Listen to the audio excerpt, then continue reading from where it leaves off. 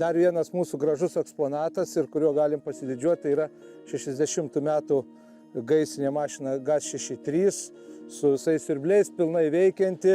Turim savo ekipažą, aprangą, stovi siurbliai, žarnos. Jeigu kada reikėtų, galim pavažiuoti ir į gaisrą, aišku, vasarą tik tai vandenį galim užpilti. Šiaip esam sudarę ir tokią draugijos sutartį, bendradarbiavimą su Kauno gaisrininkais.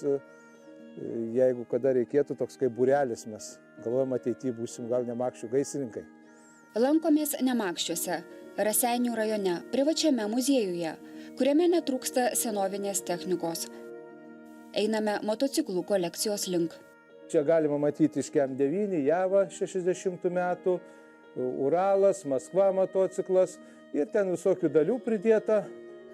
Mes esam kaip ir draugija technikos, toliau puoselinti mašinų, motociklų transportą Lietuvoje. Taip ir motociklistai, visi draugijos nariai, beveik visi motociklistai. Turi motociklus savo, važiuojam pas Raseinių baikerius, važiuojam į kitus renginius, dalyvaujam. Mes tokie technikos žmonės. Muziejumi rūpinasi ne tik Leonas Tamulevičius, jam talkina ir aštuonratės važiuoklės draugijos nariai. Pasibalnoję techniką dalyvauja ne tik Nemakščių, bet ir kitų miestų šventėse. Kas nesate girdėję apie aštuonratę važiuoklę, tikrai šį išradimą parodysime, kurį gabūs vyrai atkūrė iš 100-mečių brėžinių. Tačiau kol kas toliau apžiūrime ūkį ir tęsime pažintį su praeito amžiaus vidurio technika. Kokia technika, jeigu nėra transporto priemonių? Tai viena transporto priemonė, su kuria mes ir pavažiuojam, pravaryta technikinė, turim pažymėjimus, tai yra milicijos mašina, pilnai veikianti ir galim kokį svečią pavežioti.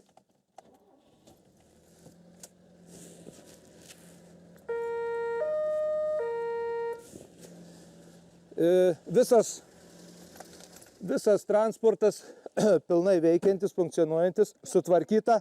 Ženklas mes muziejui galim pilnai rodyti, bet išvažiavus į kelią, kadangi dabartiniai įstatymai draudžia kūjį pjautuvą, tai mes įstatymą apgavom. Išėmėm kūjį pjautuvą ir įdėjom savo draugijos emblemą. Todėl mes galim su jais išvažiuoti į kelią ir pasirodyti žmonėm, pas mūsų kūjo ir pjautuvo nėra. Turim uniformą pilnai, reiškia milicijos su žvaigždėm sagos, medaliai ir čia gerbiukai. Tai vat įdomesnė uniforma yra, tų uniformų rodos viskas labai neseniai praėjo, čia mūsų akyse prabėgo vakar užvakar, bet jau jų nėra, kažkur dingo. Tai vat šita uniforma yra rusų laikų, o šita kada prasidėjo sąjūdis, uniformų tai neturėjo. Tai užsakė kažkur Alytui, užsakė su vytim tokius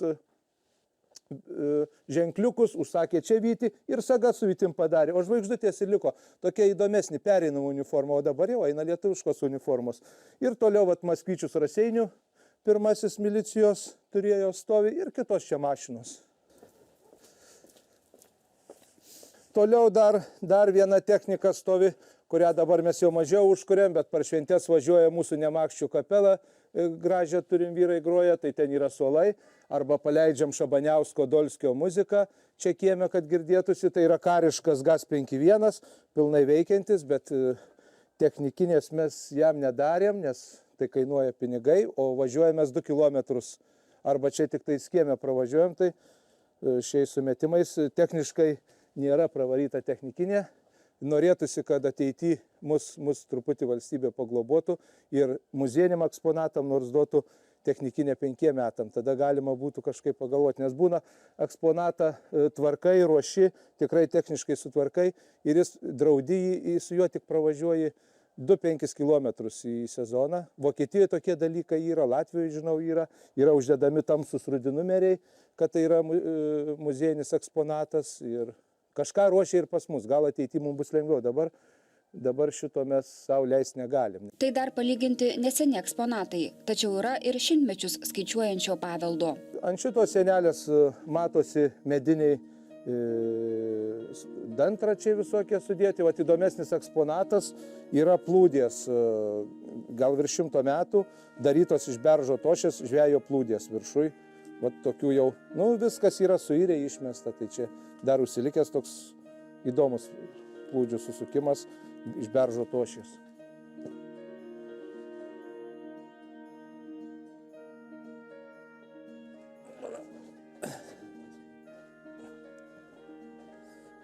Va čia norim parodyti tokį eksponatą, kurių yra irgi mažiau likę, nes jis ant medinio kolo padarytas, Smetonos laikais vadinasi suktukas, kainavo 120 litų, tai yra gana brangus dalykas, pildavosi žirniai arba kitos ankštinės kultūros ir žirnis bėgdamas aplink savo ašį, čia yra daug tokių takelių, kuris žirnis yra stambus, jisai bėga arčiau centro, kuris įkirmijas arba mažytis, bėga toliau nuo centro ir jie taip ratu, didžiulis triukšmas būna, lyg tai 100 žvirblių čia būtų viduje skridę. Ir čia sustatom pintines, kada demonstruojam ir tą pusę maišo žirnių, tiesiog per 3 minutės jie prabėgo ir 3 pintinės, vienoj būna stambų žirniai, kitoj būna įkirmyje ir mažesni, o trečioje tokie visokios atliekos. Tai taip, kad mes kaip žirnius galim perinkti maišą per kokias 3 minutės. Eksponatų pilna ir pastatuose, ir lauke. Visa namų valda atiduota muziejui. Čia aš augęs, čia gimęs, čia yra mamos sodyba ir vasara būna labai gražu. Mama prižiūri visą aplinką ir prižiūri gėles. Tai gėlių būna daugiau negu eksponatų, bet daug eksponatų mes jau negalim parodyti, todėl kad yra pas draugijos narius, pas išvežta pas draugus, todėl kad žiemos mes bijom ir daug yra eksponatų medinių, vežimėliai keli. Mums jų gaila, nes jie vienetiniai, kad nesupūtų ir ateityje galvojam gal laukia ir nelaikyti. Galvojam daugiau tų daiktų dar, nes žmonėm yra įdomus seni daiktai, todėl kad laikas greitai bėga, nenuilstamai ir norisi dar pagauti tuos senus daiktus, kuriais dirbo mūsų seneliai arba senelių seneliai, kuriem daugiau ir 100 metų, tol kol nebuvo elektros, kad vaikai suprastų, kaip tas yra ir norisi tų daiktų daugiau parodyti. Veikdavo maniežas, arkliukas eidavo ratu, pasijungdavo maniežas ir čia dar, sakau, senų laikų, kada dar nebuvo variklių, suko viską arkliukai su tuo maniežu vadinamu. Kada aš jį pamačiau, tai atidaviau pusę savo premijos darbo, bet aš neatsilaikiau jo nenupirkęs. Tai yra labai retas, aš nežinau, ar Lietuvoje yra likusių tokių, todėl kad jis yra iš medžio, tai turbūt supuvo visur, bet tai standartinis aparatas pjauti lentom. Dabar visi, kas tai gali, aiškina, kad tai Latvių sugalvotas ir važiuoja prie mašinų prisikabinę, čia būna 2 guminiai tokie ratai, važiuoja pa žmogų pjauti lentų arba rastų, o pasirodo, kad vokiškas prieškarinis aparatas jau buvo išrasta ir nieko mes čia mandraus nesugalvojom. Mes tik nukopijavom ir sakom, kad tai Latvių išradimas ar estų. O mato, čia vokiška technika lentom pjauti ant vežimo ratų padaryta. Tais laikais jau čia bus kokie 30 gal metai. Vienas iš pirmųjų prieš 5 metus įkurto muziejaus pastatų – senovinė kalvė. Labai norėjusi padaryti senovinę kalvę, parodyti vaikam, kai buvo dumplės, man pačiam buvo įdomu, nebuvo ir aš matęs tų natūroj dumplių, tai ieškojom po visą Lietuvą, Kelmės rajone, reiškia, pavyko gauti dumplės, o jau prietaiso aš turėjau prisirinkęs, bet pagrindinio akcento dumplių ir krosnies neturėjom. Nu, tai kokia kalvė be dumplių. Martinkus buvo toks kalvis miškuose, pavyko surasti jo giminės ir parvežti tas dumplės, nes dumplių įrankių dar kalvė yra daug labai visur, bet jau pačias dumplės būna visur supūsios, todėl kad čia yra jaučio oda ir lentos. Ir parvežėm akmenis pilnai. Grybautojai buvo viskas nuniokota, buvo likę tik tai sukritusios dumplės ir keletą plytų, o toliau įspardyta ir kaladė, va šita tokia graži kaladė įleista. Tai su draugijos nariais nuvažiavo, tą visą gražų inventorių parvežėm, pavyko gauti dar plytų, plytos yra dar rankų darbo, yra su šiaudais darytos, jos nedegtos, tai iš tų plytų atstatyti, kaip pagal nuotrauką atrodė tikroji ta kalvė. Tai dabar mums smagu, kad turim ką parodyti, prie kalvės dera ir prie kalas mūsų, kurį iš Tilžės parvežėm. Labai gražiai skamba, toks retesnis ir kiti visi įrankiai. Ir dabar mes vaikam galim pilnai parodyti pilną rato gamybą. Kai buvo gaminamas ratas, tai reiškia stebulytė šitą, toliau užsideda šonai. Pilną rato gamybą galim vaikam parodyti, kaip vežimėlį buvo padaryta. Ir toliau čia visokių dalykų pridėta, grąžtai caro laikų rankų darbo. Ir tas, kas reikalinga kalviai, skaitom, kad mūsų kalvė yra turtinga. Muziejaus kūrėjas džiaugiasi kiekvienu iš užmaršties prikeltų eksponatų. Iš įrankių, tai kaip pas tikrą kalvį būdavo, kuo daugiau kūjelių, kuo daugiau formų, to kalvė skaitėsi turtinga. Tai kūjelių mes turim ir tų formų ne per daugiausiai, bet jau patį tą, kas reikalinga, drąsiai pademonstruojam.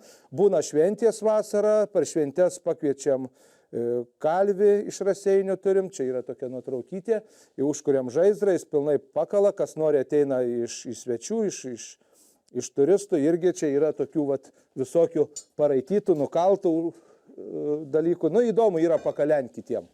Toks grąžtas didesnis carinis ir čia yra dar vienas grąžtas nepritaisytas, irgi papuolė taip, grinai rankų darbo, jį nuvaliau, sutvarkiau, tai čia toks gal ir seniausias iš grąžtų, įdomiausias žmogaus darytas. Šitos staklės parvežtos iš Kauno, rastos pas žmogų, senais laikais buvo Kaune kalvė, darė pramoniniu būdu lankus lenkė mieste. Ir žmogelis pasimirė, o jis po to dirbo anglių sandėliuose. Ir toks pastatas, kai kalvė, buvo pilnas anglių. Ir giminės po truputį dukra liko gyventi, kūreno, kur galų galiai išlindo, pasirodė, kas čia daiktas, ir radau skelbime ir man patiko tas visas tas toksai. Lankams tai ratų? Ratų lankam, šitiem suleisti. Pas mūsų kaimelį kalvėjai su smėliuku sukaldavo ir taip su virinimo aparatu nebuvo tada. O čia jau buvo toks kaip presas, pramoninis, jau miesto tipo. Tai jų nėra išlikę, gal 1-2 Lietuvoje, gal 3, bijau pameluoti, todėl, kad jis labai sunkus ir buvo labai gerai nuvežti metalo laužą, bet kadangi jis gulėjo po anglim, niekas jo neišvežė. Ir tai dar ne viskas. Keliaujame į kitas muziejaus ekspozicinės erdves. Lyg iš gausybės rago pilasi eksponatai ir senovinės nuotraukos. Žinokit, kada susergi ta liga, jau tada žiūri visus puslapius, kalbini visus pažįstamus, galų galiai ir draugija pasako, tai ten yra, tai ateidama draugija kažkokį daiktą atneša. Tiesiog čia reikia pabūti tame kailyje, kad suprastumėt, kas yra kolekcionavimas. Sakau, gerai, kurie kolekcionuoja pašto ženklus ir tai yra brangus malonumas didžiulis. O čia yra įrankiai, juos reikia nuvalyti, juos reikia paruošti. Tai prie šitos sienelės, jeigu mato, čia yra caro laikų visokie įrankiai. Yra kaip Harlėjaus sagtis papuolė kažkada labai seniai, gal prieš 15 metų, 32 metų. Kažkada galvojau pats nešioti tą sagtį, bet jinai papuolė į muziejų dabar. Čia ir toliau visokių nuotraukų su motociklais, nemakščių motociklai, žmonės nemakščiuose kažkada nusifilmavę. Raseinių krašto toks muziejukas. Leonas Tamulevičius sako, kad jis siekia surinkti kuo daugiau žinių apie Nemakščių ir Žemaitijos senovę. Nemakščiai buvo didelis miestelis, gyveno tuo laiku daugiau žmonių negu dabar, bet pagrinde buvo gal 10 šeimų lietuvių. Viskas kitas buvo žydų šeimos, gyveno žydai, vyko prekyba, buvo virš 20 kromelių, parduotuvėlių visokių, buvo pieninė smetoninė, buvo gaisinė smetoninė, buvo mokykla, kelio tiesimas vyko, miškus tvarkė, labai daug buvo veiklos tiesiog tuo laiku, bet užėjus karui, kada sudegė Nemakščių miestelis, liko tik 5 trobikės, viskas kitas yra sudegę, todėl bet kokį eksponatą iš Nemakščių, o dar geriau nuotrauką apie Nemakščius yra labai sunku gauti ir gaunama tik iš tų žmonių, kurie išvažiavo į užsienį arba išvažiavo į Kauną, Klaipėdą, Lietuvoje įsibarstė dar prieš karą. Kad ir ta statulėlė kalviui duota caro laikų tokia graži, čia užrašyta, kad tai kalviui pirma vieta. Dabar padaro taurę paprastą ir būna kažkaip lengviau. O tuo laiku mato tokia vertinga statulėlė, priekalas matosi. Kad ir kitas įrankis, bet kurį paimsim, visur užrašai stovi, visur įsiardo, tiesiog grožis sudėtas, medžio visur elementai stovi. Tiesiog įrankiai gražiau padaryti negu kad dabar. Toliau galima eiti prie kitų tiesiog ekspozicijų, mes daug tų ekspozicijų turim, tai yra šventas kampelis padarytas, renkant nuotraukas pa žmonės užeini, tai žmonės daugiausia turi šventų paveikslų. Nu ir maldaknygių, tai kadangi reikia ir jas priglausti, kad jos turi vertę ir žmonės nori pamatyti, tai šventų paveikslų tokių retesnių ir čia yra. Ir yra daug nuotraukų. Yra nuotrauka apie prelatą Petrą Butkų, kuris prieš karą dar, mato, čia išvažiuoja į Vokietiją, paskui iš Vokietijos išvažiuoja į Australiją. Prelatas gimtojo krašto nepamiršo. Ir surinkęs daug pinigėlių, pravedė, reiškia, tos pinigėlius čia Nemakščiam, kad atstatytų per karą sudegusią bažnyčią. Dabar turim labai gražią bažnyčią, akmenim apdėtą, tiesiog nuostabi bažnyčia ir vat dėka kunigo Petro Butkaus, jis yra Anglijos karalienės pirmasis lietuvis apdovanotas medaliu, buvęs dainius, ir čia yra, pavyko par jo draugus Antaną ir Lietutę Kramilius gauti va tokius nuostabius dalykus, tai jo knyga Tautų šventojose, kryželis, prie kurio meldėsi. Toliau, mato, dėl vietos trūkumo prie tos pačios sienelės kamputį padaryta, yra surinktas nemažai eksponatų ir skaitau, kad ne kiekvienas batsiuvys turėjo ir mieste galėjo turėti tokią ekspoziciją. Tai siuvimo mašina švediška 20 metų, vokiškas Adleris, jis pilnai siuva, yra siūlai su ereliais dar. Toliau visi kurpaliai, visi įrankiai. Įdomesnė yra iš tos ekspozicijos toks pora batų gauta čia Nemakščiuose, žmogui atsiųsti iš Amerikos. Ir kada pradedi žiūrėti užrašytą Ameriką, Godriks, o Godriks tai yra 27 metai. Pasirodo, 27 metais Amerikoje jau gamino kaliošus. Tai yra ne rusų išmislas, kai sako. Tai va toks labai įdomus eksponatas, nežinau, kur daugiau ras, nes iš Amerikos užvažiuoja ekskursijos, tai jie tiesiog sužavėti yra. Toj nuotraukoj prieš porą metų va šitas žmogiukas dar ateidavo, 102 metų miręs jisai. Čia nuotraukos yra Lietuvos kariuomeniai. Žilys Vincas Lietuvos kariuomeniai, jisai dirbo batsiuviu, siuvėju. Siūdavo ne tik batus. Irgi Žilio nuotrauka. Irgi čia siuvo prie mašinos ir va parnešti kepuriai daryti, reiškia, va šitie kurpaliai. Čia iš Lietuvos kariuomenės. Kitoje nuotraukoje pasipuošę Nemakščių merginos nemokamuose siuvimo, kirpimo ir adymo kursuose. Kada visi išmokdavo siūti, automatiškai nupirkdavo ir tą mašiną. Tai va tas nemokamai ir būdavo jau tais laikais. Pienininkų kampelis. Tiesiog galima būtų vieną pieno liniją padaryti. Irgi ieškau nuotraukos apie Garyšių pienę, nes tais laikais eksportui darė sviestą. Tai padėjus nuotrauką, sudėjus dar yra daugiau eksponatų, būtų tiesiog pienininko kampelis. Nu ir čia toliau šitą sienelę audimo staklės stovi. Tai čia bendradarbis padovanojo, kartu dirbam. Jo mamos 33 metai. Va taip ir suvažiuoja eksponatai. Kas ką žino, kas padovanojo. Gyvenimas miestelėje virė. Reikėjo ir gaisrinės. 30 metų.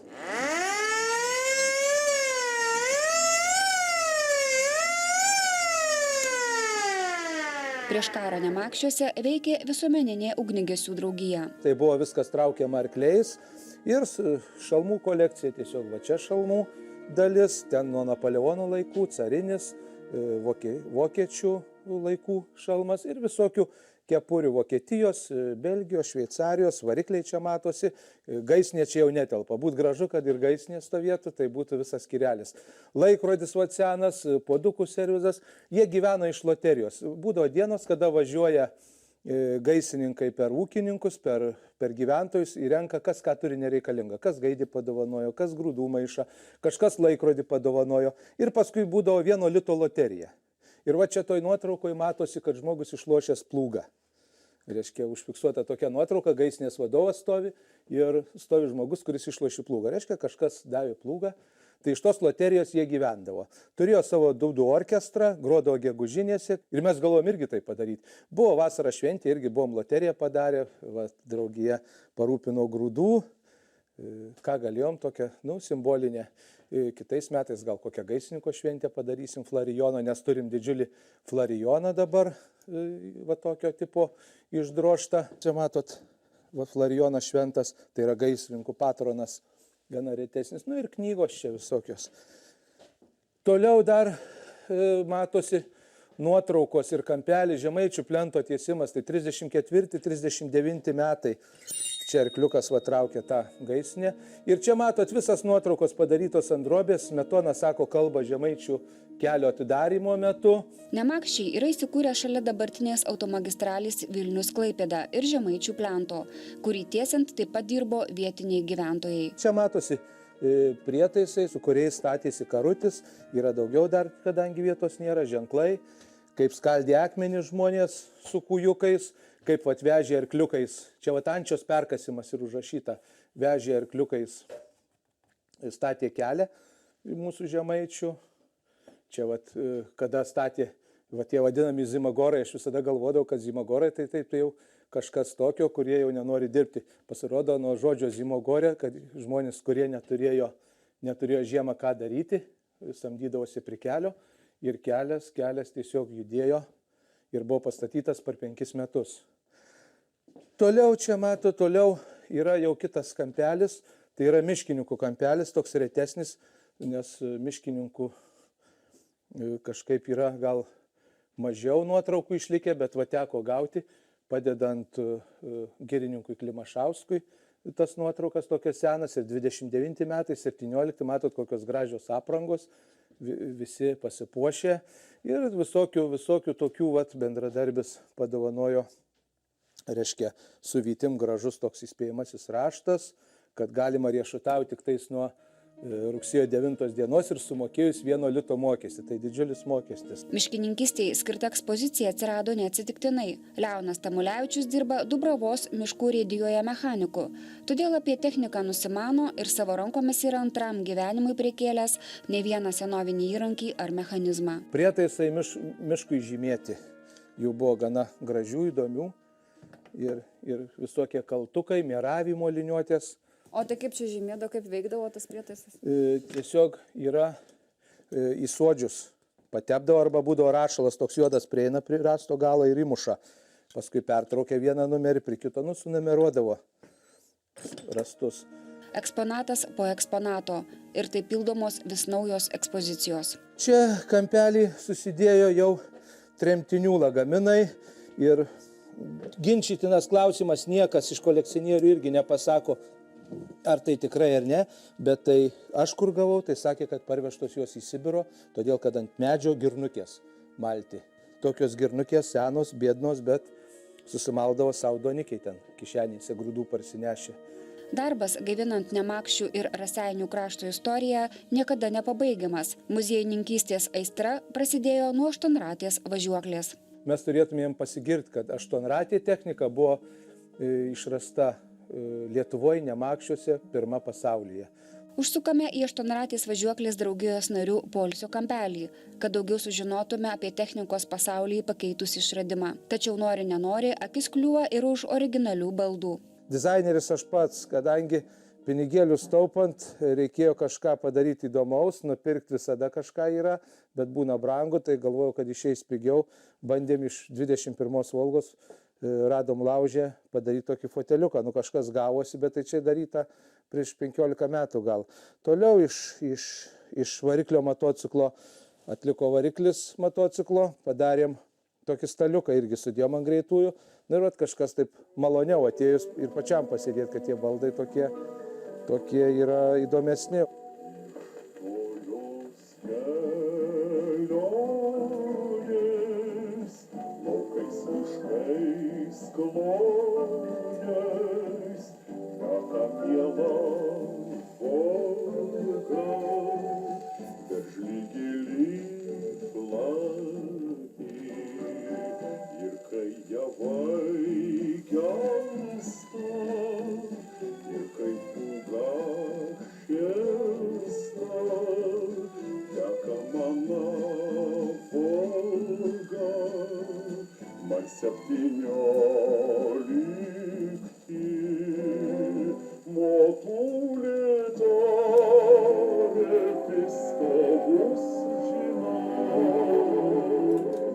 Prasidėjo viskas, kad pradėjau rinkti, kaip dirbu mechaniku, pradėjau rinkti įrankius, nes man senoviniai įrankiai pasirodė labai gražus, įdomus, pradėjau rinkti įrankius Ir paskui kažkaip dar buvo nostalgija nuotraukas. Ir netyčia papuolė aštuonračio išradėjo nuotrauką, buvau skaitęs apie jį kažkada senais laikais Mokslas ir gyvenimas rašė, Mokslas ir technika žurnale. Ir nuo to laiko, kada papuolė tą nuotrauką, o čia Nemakščiam buvo 620 metų netoli ant ribos, Nemakščių gerbė yra pavaizduota ta aštuonratė važiuoklė ir užsinorėjosi padaryti tą vežimą, kad šventės metu būtent tas vežimas pravažiuotų Nemakščiuose, būtų kaip simbolis. Lietuvos bajoras Pšimislovas Neveravičius buvo savamokslis konstruktorius. Vokietijos pramonininkai už išradimą siūlė 1500 aukso rublių. Ko gero, už tokius pinigus bajoras būtų nusipirkęs visą Nemakščių miestelį. 1905 metais mašinos Fordai kaip tokios jau buvo išrastos, važinėjo žmonės ant 4 ratų, bet mūsų išradėjas sumastė, kad reikia padaryti transporto priemonę, kuri būtų ant 8 ratų, kuri tais laikais gerai kopijuotų kelio nelygumus, gerai pravažiuotų ir būtų transporto priemonė, kuri iš Šiaulių važiuotų į Tauragę, vežiotų gyventojus, ne su arkliais traukiamais diližanais, vežtų žvyrą, tvarkytų kelius ir būtų tokia technika, kuri nepaveda. O paskui gavosi taip, kad dabar aštuonratė technika ir Mėnulyje važiuoja, ir karinė pramonė visa aštuonratė, kuri tais laikais jau įstūmė raitąją kavaleriją. Aštuonratė technika dabar dirba miškuose, o tuo laiku žmogus nežinojo, kad jis pasaulyje pirmas tą padarė. Bet užėjus Pirmam pasauliniam karui viskas iširo ir tas nutolo, paskui Antras pasaulinis karas. Aštuonratė važiuoklė įamžinta Nemakščių miestelio herbe ir vėliavoje. Garbingam kraštiečiui atminti Nemakščių bendruomenė atkūrė aštuonratį stebuklą savo rankomis iš brėžinių. Žodžiai tokie parašyta Marcelijaus Martinaičio: kiek duodi, tiek ir lieka. Tiek tavęs ir lieka. Tai mes galvojam, kiek mes čia tą draugiją duosim savęs, tiek mūsų ir liks. Gal kada vaikai, anūkai žiūrės, ką mes čia padarėm. Stengiamės daryti viską draugiškai. Draugija prižiūri ir garsiojo išradėjo amžinojo poilsio vietą Nemakščių kapinėse. Tai yra pirmoji pasaulyje aštuonratė transporto priemonė, kuri turėjo, reiškia, vairą, vairuodavo du priekinius tiltus, sukiodavo, turėjo sukimo rankeną, kurią perdadavo judėjimą, reiškia, dviese suka, vienas vairuoja, kiti sėdė ant suoliuko, geria arbatą, parodydami, kad jinai stovi ant lingių ir yra pastovi važiavimui. Ir turėjo ko dabar ne visi žino, tai irgi buvo, reiškia, užtraukus rankeną pakildavo tiltas. Kadangi buvo brėžiniai caro laikų, tai padaryti nebuvo sunku, bet brėžiniuose nebuvo matmenų.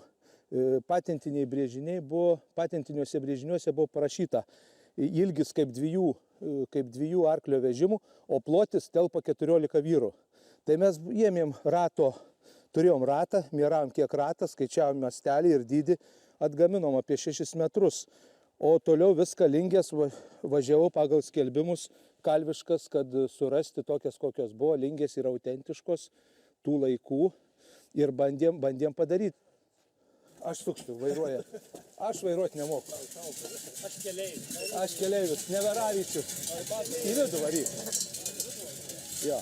Pasakojama, kad gerdamas arbatą, konstruktorius aštuonračiu nuvyko iš Nemakščių į Šiaulius.